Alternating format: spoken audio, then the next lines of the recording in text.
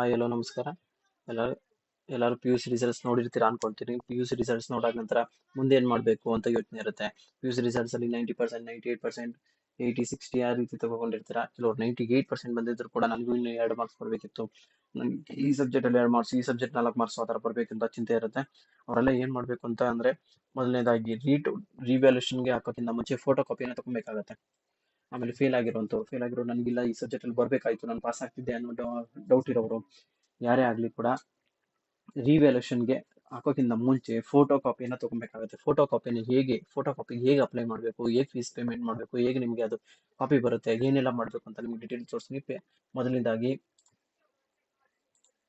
K S E B ಅಂತ ಒಂದು ವೆಬ್ಸೈಟ್ನ open ಮಾಡಬೇಕು. ಗೂಗಲಲ್ಲಿ ಟೈಪ್ ಮಾಡಬೇಕು. ಗೂಗಲಲ್ಲಿ ಈ ಥರ ಟೈಪ್ ಮಾಡಿದ್ರೆ ಅವಾಗ ಏನಾಗುತ್ತೆ, Karnataka school examination assessment board ಅಂತ ಬರುತ್ತೆ. ಇದನ್ನ ಮೇಲೆ ಕ್ಲಿಕ್ ಮಾಡಿದ್ರೆ ಈ ರೀತಿಯಾಗಿ ಬರುತ್ತೆ. ಈ ರೀತಿಯಾಗಿ ಬಂದರೆ ಇಲ್ಲೇನಿದೆ ನೋಡಿ, SLC ಪಿ ಯು ಸಿ ಅಂತಿದೆಯಲ್ಲ, ಇಲ್ಲಿ ನೋಡಿ ಸ್ಕ್ಯಾನ್ಡ್ ಕಾಪಿ ರಿವ್ಯಾಲ್ಯೂಷನ್ ರೀಟೋಟಲಿಂಗ್ ಅಂತ ಬರುತ್ತೆ.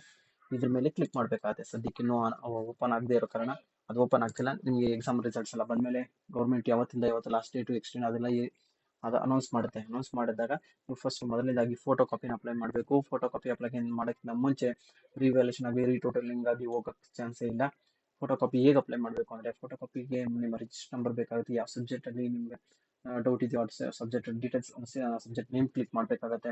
ಅದಾದಮೇಲೆ ನಿಮ್ಮ mobile number, email I D ಅಂತ ಕಂಪಲ್ಸರಿ ಕರೆಕ್ಟಾಗಿ ಹಾಕಬೇಕಾಗುತ್ತೆ. ಒಂದೇ ಒಂದು ಅಕ್ಷರ ಮಿಸ್ ಆಗಿದ್ರು ಕೂಡ ನಿಮ್ಮ ಈ ಫೋಟೋ ಕಾಪಿ ನಿಮ್ಮ ಮೇಲ್ಗೆ ಬರೋದಿಲ್ಲ. ಅವಾಗ ತುಂಬ ತೊಂದರೆ ಅನುಭವಿಸ್ತೀರಾ.